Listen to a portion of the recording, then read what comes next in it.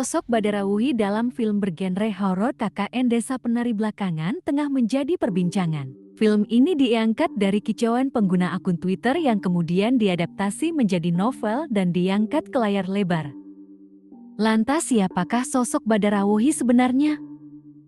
Konon, Badarawuhi adalah makhluk halus penunggu desa penari, dan sosok Badarawuhi adalah makhluk halus dari pantai selatan. Menurut cerita, dia diusir dari kerajaan pantai selatan karena merasuki salah satu tubuh penari bernama Ratna Narak di timur Pulau Jawa. Kala itu Ratna Narak adalah pemimpin suatu desa. Ratna adalah murid seorang satria di zaman Prabu Airlangga, Raja Kerajaan Kediri, berkuasa. Dia bersama 4 saudara seperguruan melarikan diri ketika sang guru ditaklukkan oleh Empu Barada. Di desa yang baru dibangunnya tersebut, terdapat sebuah pelataran yang dipakai Ratna Narak dan para penduduk desa untuk memuja dewa-dewa dan arwah leluhur dengan menyuguhkan tari-tarian.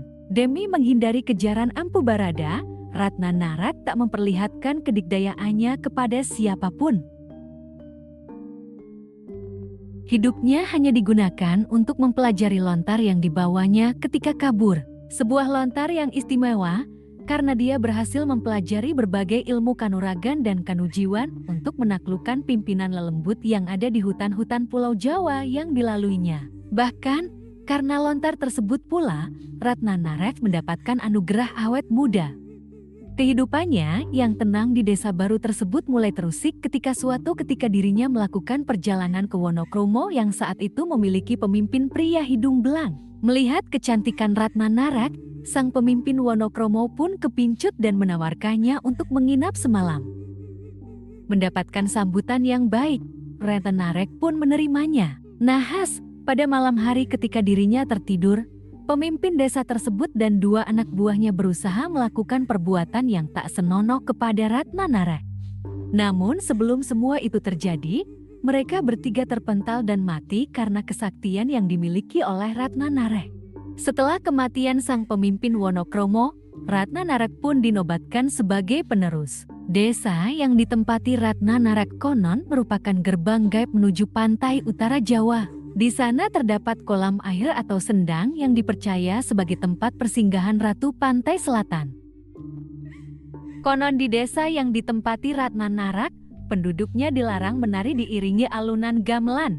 Merasa digdaya, Ratna Narak yang diliputi kesombongan melanggar pantangan adat tersebut dan menantang semua penghuni hutan daha, termasuk para penghuni sendang. Merasa tertantang, para makhluk gaib pun berdatangan dan menyerang Ratna Narak, serta penduduk yang tak berdosa di sana hingga musnah. Kala itu salah satu penjaga sendang Ratu Pantai Selatan di desa tersebut merasuki tubuh penari yang ada di sana.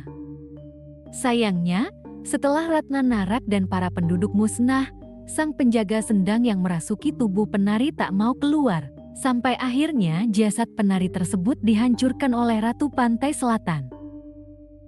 Karena pembangkangannya tersebut, Ratu Pantai Selatan pun melucuti beberapa kekuatan dari utusannya tersebut dan tak lagi menganggapnya sebagai pengikut. Semenjak itu, sosok yang merasuki tubuh penari di desa itu mulai berkelana tanpa tujuan.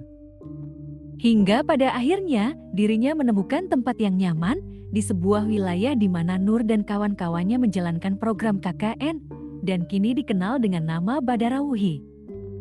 Hal inilah yang konon menjelaskan mengapa Badarawuhi dalam cerita KKN di Desa Penari mengenakan busana berwarna hijau yang identik dengan busana kebesaran Kerajaan Laut Pantai Selatan. Dia diceritakan sebagai sosok siluman ular cantik jelita yang suka menggoda pria. Itulah kisah asal-usul Badarawuhi yang ada di film KKN Desa Penari. Jika kalian ingin video unik lainnya, tulis di kolom komentar ya. Nantikan notifikasi video berikutnya. Jangan lupa like, komen, dan subscribe.